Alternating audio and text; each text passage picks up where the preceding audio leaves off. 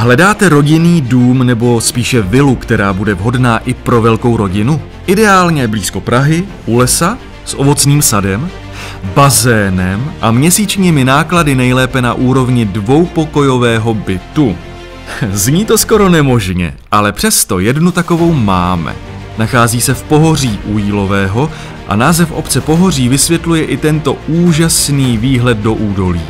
Dům prošel v roce 2019 rozsáhlou a velmi povedenou rekonstrukcí, přičemž byly zachovány prvky jako dřevěné podlahy, dřevěná okna či krásný krb s rozvodem do patra.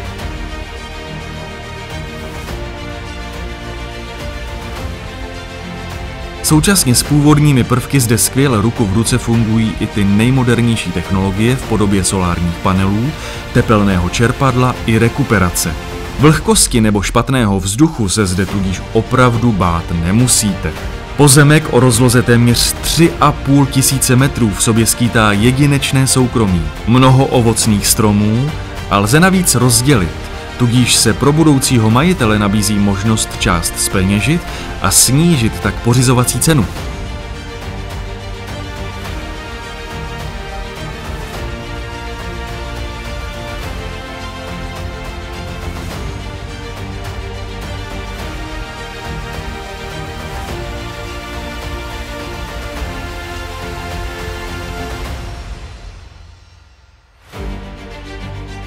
Je těžké v krátkém sledu popsat všechny přednosti této nemovitosti. Přijďte se o nich přesvědčit osobně.